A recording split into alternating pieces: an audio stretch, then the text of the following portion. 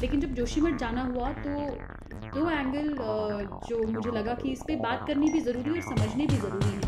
पहला, जो लोगों के घरों में मानो धरती फटी हो।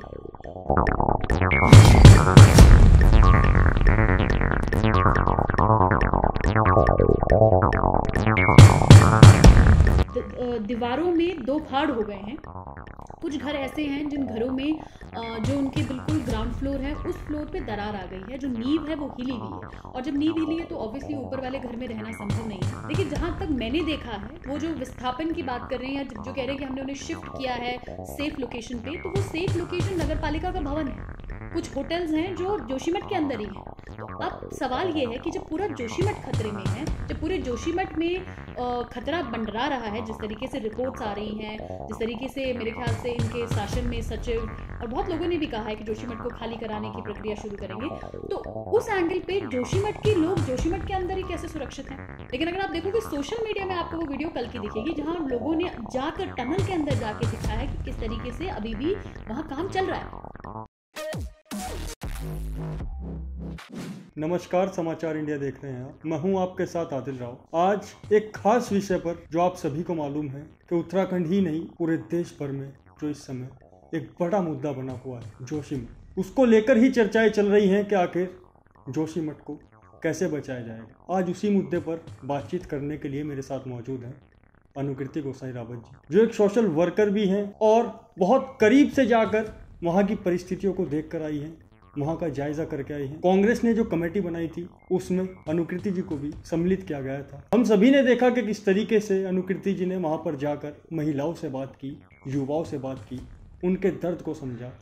उसी विषय में आज हम उनसे बात करेंगे और जानेंगे कि आखिर क्या देखने को मिला वहाँ पर, जो लोगों का दर्द है, जिस तरीके से तस्वीरें और वीडियोस बयां कर रही हैं, आखिर वहाँ की वास्तविक स्थिति क्या है। मैम, आपका बहुत बहुत स्वागत है समाचार इंडिया में। बहुत धन्यवाद आपका। देखिए, जोशीमठ आज मैं सोचती हूँ कि सिर्फ उत्तराखंड में नहीं बल्कि पूरे विश्व में, पूरे देश के अंदर जोशीमठ एक ऐतिहासिक या कहें ऐतिहासिक महत्व है, उसका धार्मिक महत्व है, और मैं सोचती हूँ कि हमारी आस्था का गढ़ है।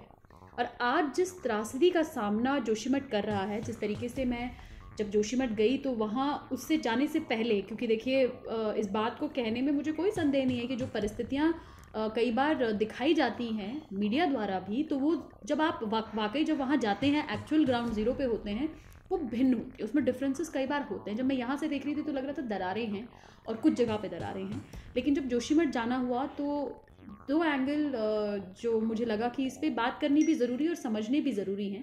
पहला, जो लोगों के घरों में मानो धरती फटी हो। दीवारों में दो फाड़ हो गए हैं।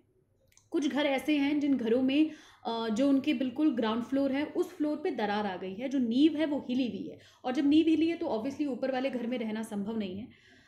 देखिए, एक जो महत्वपूर्ण पहलू है, एक आर्थिक क्षति जिसकी बात हम सब कर रहे हैं, वो तो है ही है, और ऐसे बहुत सारे घर हैं जहां लोगों ने बहुत अपने पूरी जीवन पूंजी लगाकर उन घरों को बनाया है, और आज परिस्थिति ये है कि उस घर के अंदर वो जाने से भी डर रहे हैं। और दूसरा जो पहलू है, मैं सोचती हूँ कि भावनात्मक पहलू भी है। एक व्यक्ति अपने घर से बहुत अटैच्ड होता है, जैसे कि हम कहते भी हैं कि they can be many houses but home is only one. तो वो एक फीलिंग है जो लोगों की, अपने जो जुड़ाव मैं कहूँगी अपने घर से, उसको लेकर भी लोग बहुत भावुक हैं, और भावुक होना बनता भी है।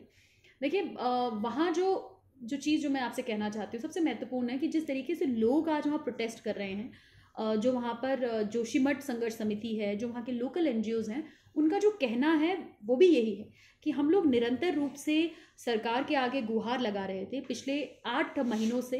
देखिए, आप लोगों को याद होगा रैणी आपदा उस क्षेत्र के अंदर आई थी, और आई रिमेंबर फरवरी 2021 में रैणी आपदा आई थी। उस आपदा के बाद भी सरकार नहीं चेती, और आज भी मैं आपसे कह रही हूँ कि ये जोशीमठ को भी इस तरीके से प्रोजेक्ट किया जा रहा है कि अरे कुछ नहीं है, ज़्यादा पैनिक की स्थिति नहीं है, और जब कुछ और दोबारा एक बार फिर से आपदा आएगी उसके बाद भी हम यही डिस्कशन कर रहे होंगे।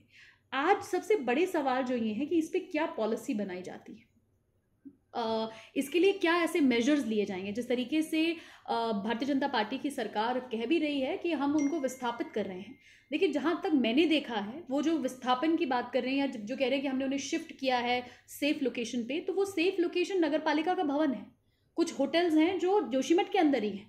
तो अब सवाल ये है कि जब पूरा जोशीमठ खतरे में है, जब पूरे जोशीमठ में खतरा मंडरा रहा है, जिस तरीके से रिपोर्ट्स आ रही हैं, जिस तरीके से मेरे ख्याल से इनके शासन में सचिव और बहुत लोगों ने भी कहा है कि जोशीमठ को खाली कराने की प्रक्रिया शुरू करेंगे, तो उस एंगल पे जोशीमठ के लोग जोशीमठ के अंदर ही कैसे सुरक्षित हैं? आप मेरी बात समझ रहे? कई बार ऐसा सुनने में आ रहा है कि उनको हमने सेफ जगह पे ले गए। वो सेफ जगह कौन सी है, उसको डिफाइन करना, बताना आज ज़रूरी है। और इसीलिए लोग आज अपने घरों में, टूटे घरों में रहने के लिए मजबूर हैं। मेरी तो क्योंकि निरंतर वहाँ लोकल लोगों से बातचीत चल रही है और उनका भी कहना यही है कि चाहे हम इस घर में मर जाएं, लेकिन जब तक ये लिख कर नहीं देंगे, जब तक ये क्लियर करके नहीं देंगे कि हमको कहाँ विस्थापित करेंगे, हमें कितना मुआवजा मिलेगा। देखिए, बिल्कुल मैं इस बात को सोचती हूँ कि अगर मैं अपने आप को उस जगह रख के देखूँ तो जायज़ भी है। जब मेरा घर टूट जाएगा, मेरा सब कुछ खत्म हो जाएगा, उसके बाद मानो कल सरकार मना कर देती है या वो नहीं उतना मुआवजा देती है, या उस तरीके से उनको सही जगह पे उनका विस्थापन नहीं करती है, वन टाइम सेटलमेंट नहीं करती है। और देखिए, सरकार पे भरोसा ना करने के बहुत से एग्जाम्पल्स जो है वो उत्तराखंड के अंदर देखे गए हैं। चाहे वो अंकिता हत्याकांड का मामला हो, आज उन्हीं के पिताजी जगह जगह बेचारे भटक रहे हैं, गुहार लगा रहे हैं कि जो सरकारी वकील है वही हमारे खिलाफ है। तो बहुत सी चीज़ें हैं जो पूर्व में भी देखी गई। UKSSC का मामला देख लो, विधानसभा भर्ती घोटाला देख लो।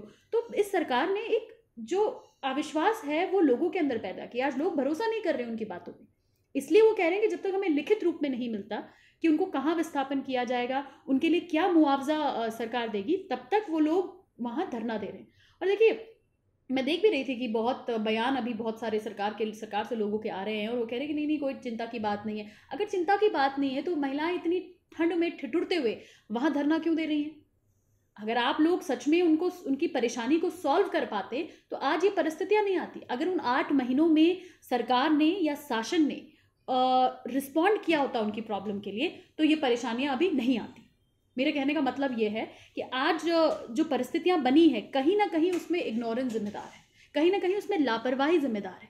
एक और उदाहरण मैं यहाँ पर देना चाहती हूँ। जब मुख्यमंत्री जी ने पहला दौरा अपना जोशीमठ में किया तो उसके बाद एक आदेश आया, शासन आदेश आया उत्तराखंड, बहुत पोर्टल्स में भी आप देखोगे, जिसमें कहा गया कि जो टनल्स हैं, जो आपका NTPC का टनल है, वहाँ पे काम बंद कर दिया जाएगा। ऑल वेदर रोड का काम अभी रोक दिया जाएगा, कोई ब्लास्टिंग नहीं होगी। उसके बावजूद भी वहाँ पे ब्लास्टिंग होती रही। और कल का एक वीडियो है, अगर आप देखेंगे, कल वहाँ किसी लोकल ने जाकर वहाँ एक वीडियो भेजा है कि टनल के अंदर अभी भी निरंतर रूप से काम चल रहा है। जोशीमठ से जब मैं वापस आ रही थी, ऑल वेदर रोड का काम अभी भी जोशीमठ वाले एरिया में चल रहा है। देखिए, मेरे कहने का मतलब है कि सरकार एक आदेश निकालती है, मुख्यमंत्री जी एक बात कहते हैं और शासन उसका पालन नहीं कर पाता। तो ये कैसा समन्वय है सरकार और शासन के बीच में, ये समझने वाला है। या अगर आप वो ऑर्डर्स कर रहे हैं और आपका ऑर्डर नहीं माना जा रहा, या फिर आप सिर्फ दिखाने के लिए वो ऑर्डर्स कर रहे हैं और एक्चुअल में NTPC के लोग, ये जो क्या कहते हैं, प्राइवेट कंपनीज हैं, वो आप पे इतनी हावी हैं, सरकार पे इतनी हावी है कि उनके काम को सरकार नहीं रुकवा पा रही है।